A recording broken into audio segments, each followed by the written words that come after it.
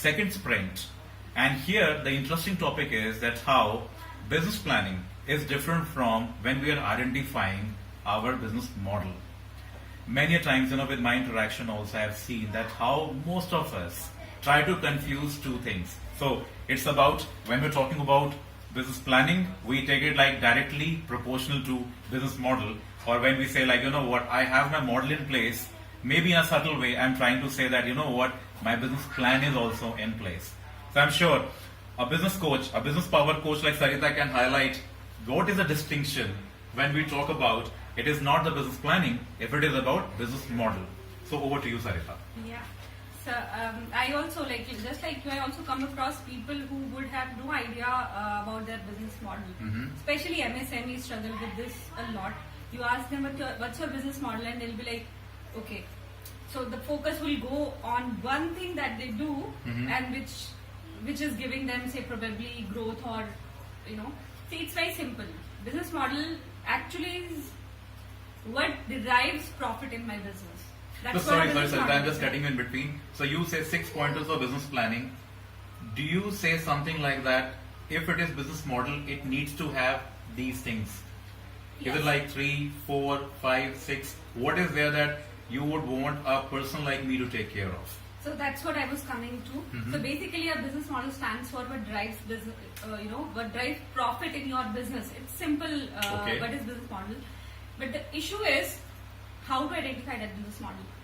So I discovered there are 5 ways how you can come to your business model. So how you, if I have to tell you, what's your business model, you probably wouldn't know. But if I ask someone else, is there a consistency how a company, one company or two or all, companies can understand their business models?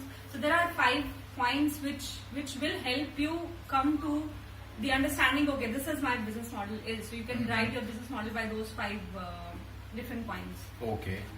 So say when, now if not all, because we have the paucity of time also, say if there are the 5 points, what are the 2 key points that you would want any founder or a co-founder or a business promoter to take care of? Sure. So is it like all the pointers you cover in your workshop for when you coach business promoters? I don't do a specific workshop or business model, but for me, when you are looking at growth, for any company, it's very important to understand what is my business model. To understand, but you really need to make robust in your entire value chain system. So you asked about any few things that can highlight a business model. So one is your unique selling proposition. Is it like USP? It is USP. Okay. So it is what USP stands for, and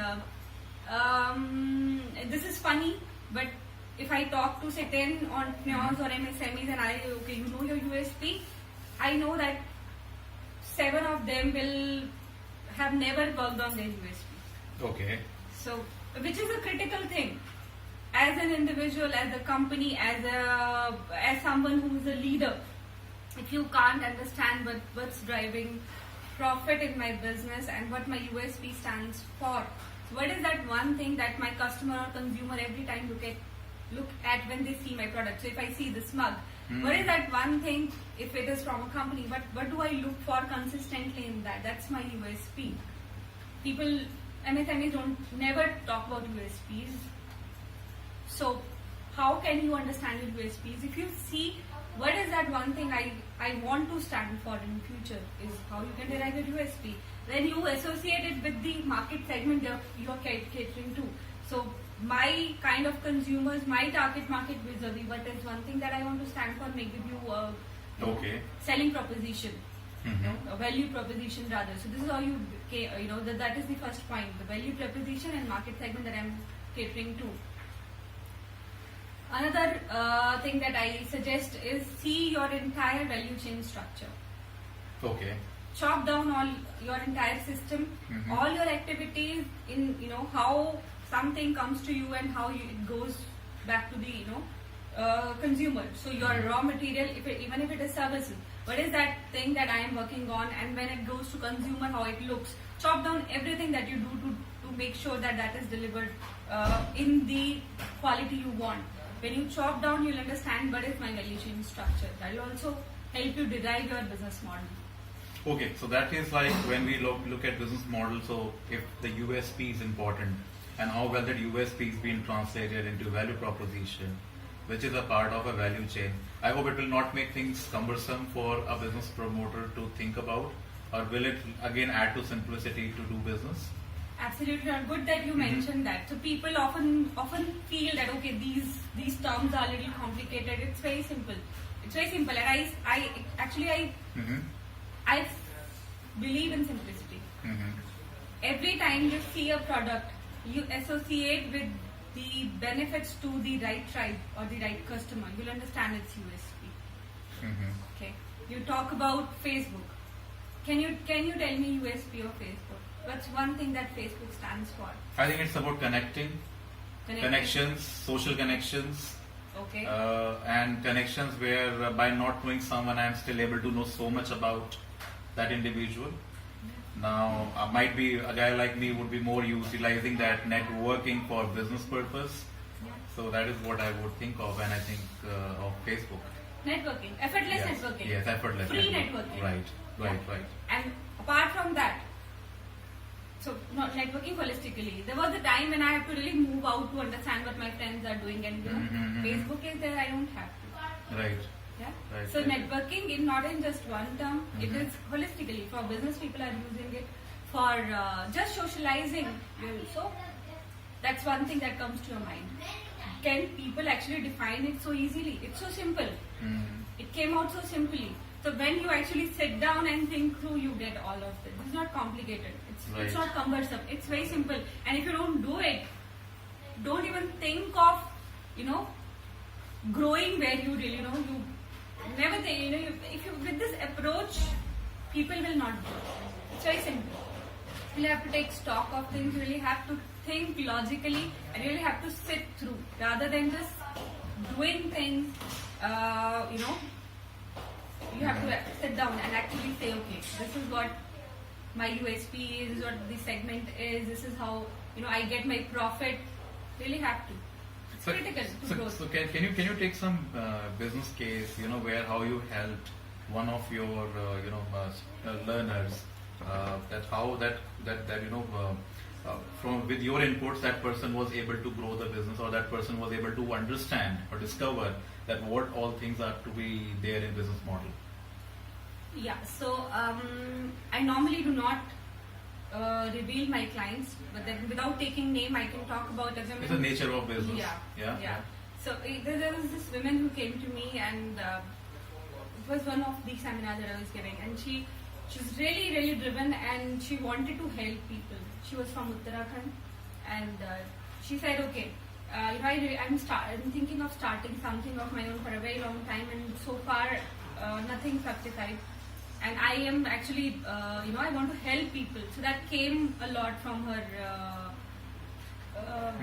conversation, that I really want to help people. So I realized, okay, she wants to contribute to the society, and at the same time she wants to make money. So what I suggested her was, can you actually go ahead and build some skills over it? And she agreed. So she was from a technology background. She went ahead for one of the workshops that I was a pioneer of. That was entrepreneurship development on solar energy. Okay. So I was the one who did the first with TRA International and other company. And she went for the training of 3 days, understood the entire solar landscape and how you can build products in solar. And later on, she started with. So I asked her, okay, again coming back to, so she planned for a business initially, and then she sat down and she said, okay, I am technically sound, but when it comes to say having installation of PV panels and all, that's not something I can do in a long term. They said, but can you do? So we sat down, chopped down everything for her, and what we discovered was she can actually start with the solar lantern business. She started with the solar lantern business soon, and you won't believe, in the Uttarakhand tragedy that happened, she was the one who provided more than 50,000 lanterns to the government. Okay, wonderful. Okay, and that was her need. She wanted to contribute to the society. Can you ever think of something greater than your life? She came back to me and she said, you know what, I can't tell you how satisfied I am with my life now, just because of few conversations we had, and we sat down and worked on a program and a system for her. So it's like it's that simple.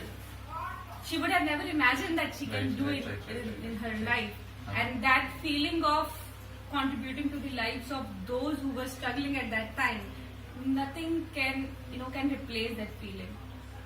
I think that's what the strong part was, when we were able to build a distinction that if it is about business planning, we need to have a business model in place, and when the power coach is there to give them the right direction, where the visioning is being translated into real profitability. So, by this we come to the end of our second sprint, and this is more, as I said, it is more to do with that how the business model is different from business planning. And Sarita has already put a right instance also to it, that how it has actually impacted someone's life, and needless to say, it also helped to achieve the social objective as well.